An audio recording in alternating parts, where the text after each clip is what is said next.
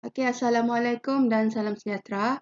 Jadi hari ini kita lanjutkan pembelajaran dalam bab 2 iaitu ganjalan harga, topik ganjalan harga.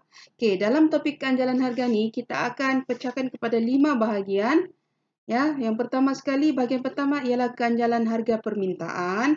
Kemudian yang kedua, pengiraan ganjalan harga permintaan. Kita akan belajar mengira.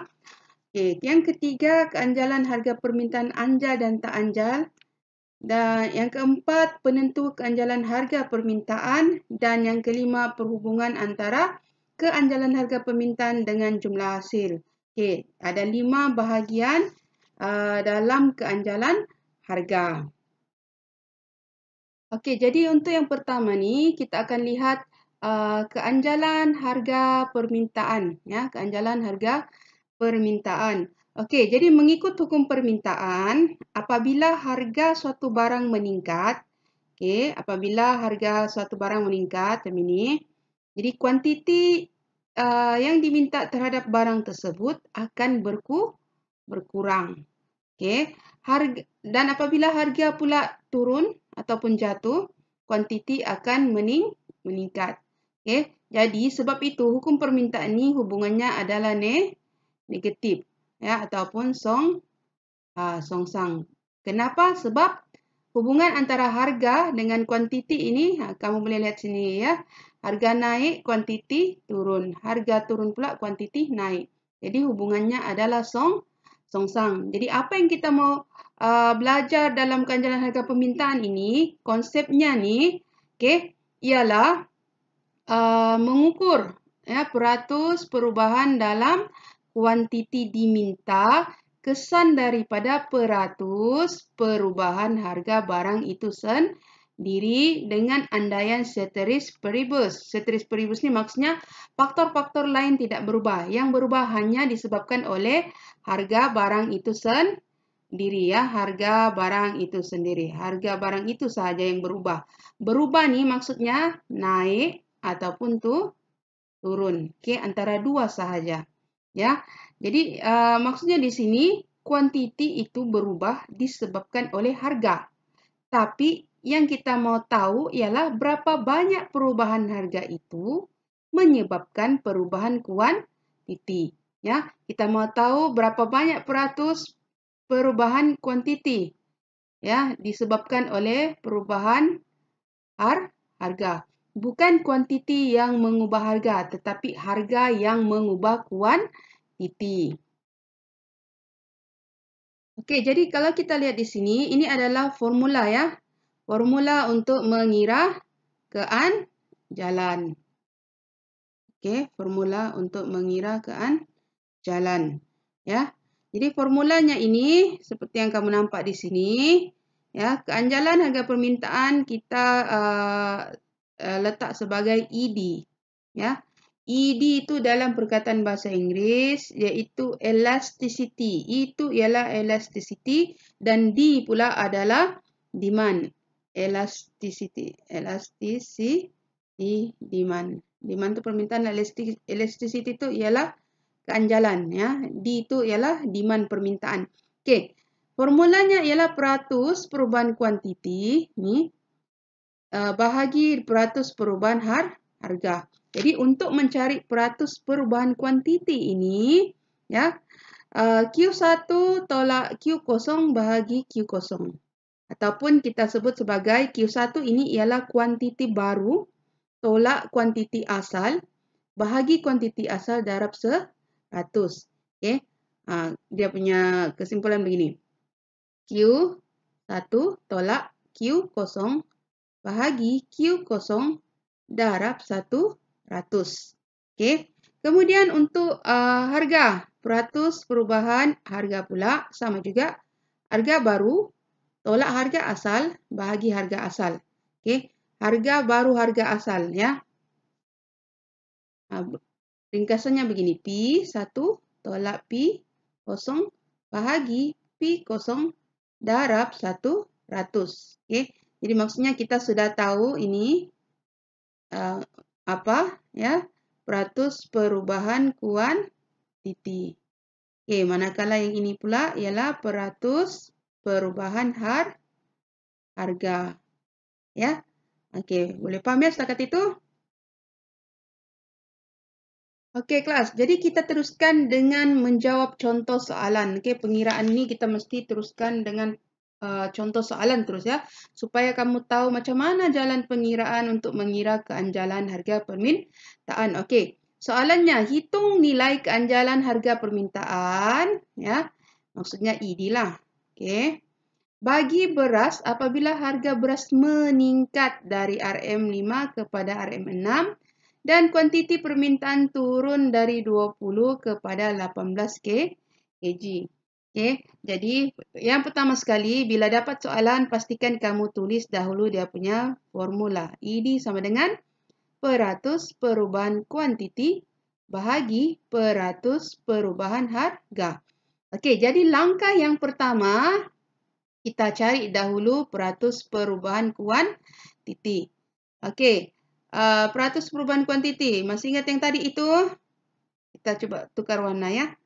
Okey, peratus perubahan kuantiti. Peratus perubahan kuantiti sama dengan Q1 ataupun kuantiti baru tolak Q0 kuantiti asal bahagi Q0 darab 100. Okey, macam mana kita mau tentukan Q1, Q0? Okey, tengok daripada ayat ya. Bermula daripada sini. Kuantiti permintaan turun daripada 20 kg. Turun daripada kepada. Daripada itu menunjukkan asal Q0. Okey, kepada tu menunjukkan baru. Ya. Jadi Q1 kuantiti baru ialah 18. Jadi senang saja masukkan di dalam rumus itu. Okey. Masukkan dalam rumus Q1. Apa Q1? 18. 18 tolak 20 bahagi 20 darab 100. Okey. Selesaikanlah. Negatif 2 bahagi 20 darab 100. Okay. Kemudian, boleh selesaikan? Masih boleh kan? Okay, 10. Okay, sama dengan 100 bagi 10 sama dengan negatif 10. Okey, itu peratus perubahan kuantiti. Okey, kemudian yang kedua kita perlu cari ya peratus perubahan harga. Okey, peratus perubahan harga sama dengan sama juga. Tulis dahulu dia punya formula P1 tolak P0 bahagi P0 darab 100. Okey. Jadi, masukkan. Dan macam mana kita mau tahu P1, P0? Okey, daripada ayat sini ya. Bermula daripada harga beras meningkat dari RM5 kepada RM6. Dari maksudnya harga barukah ataupun harga asal. Okey, harga asal P0. Kepada RM6 itu ialah P1. Okey, jadi masukkan saja nombor itu mengikut formula ni. P1 ialah 6. 6 tolak 5 bahagi 5 darab 100. Kita akan dapat 1/5 darab 100 sama dengan 100. 5 bagi 100 bagi 5 sama dengan 20. Okey. Jadi 20. Jadi kita sudah dapat peratus perubahan harga. Okey, jadi kita mau masukkan dalam rumus yang terakhir ya. Yang terakhir, okey, kita masukkanlah. Ya, ID kan sama dengan peratus perubahan kuantiti bahagi peratus perubahan harga. Okey, jadi masukkanlah. Berapa tadi? Ini 10. Okey. Masukkan 10 bahagi negatif 10 bahagi 20 nih, masukkan di sini. Okey, jadi kita ada 1, 2 sama dengan negatif 0,5. Okey, jadi nilai keanjalannya ID sama dengan 0,5. Okey, boleh paham ya? Okey, jadi tanda negatif ini, negatif yang kita dapat ini menunjukkan adalah hukum permintaan. Okey, mengikut hukum permintaan ya. Hukum permintaan tadi apa? Hukum permintaan, bila harga naik, kuantiti turun. Harga turun, kuantiti naik. Hubungannya adalah negatif.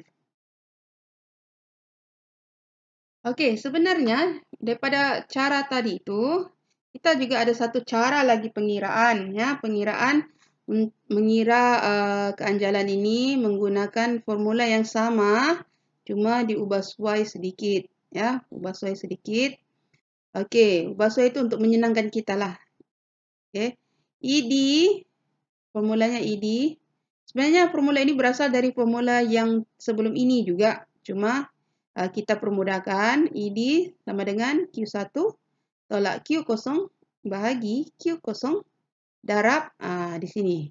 P0 bahagi P1 tolak P0. Ya, ini terus. Ya, direct lah. Bukan macam tadi kita buat satu-satu kan. Ini kalau mau buat laju, guna ini. Okey, sama juga. Masukkan kuantiti. Soalan yang sama tadi. Ya, daripada 20 kg kepada 18 kg. 20 itu ialah kuantiti asal, 18 kuantiti baru. Okey, harga asal 5, harga baru 6. Okey, jadi masukkan saja. Okey, macam mana masukkan? Okey, masukkan Q1. 18 tolak 20 bahagi 20 darab P0. Apa dia P0? Mana? RM5.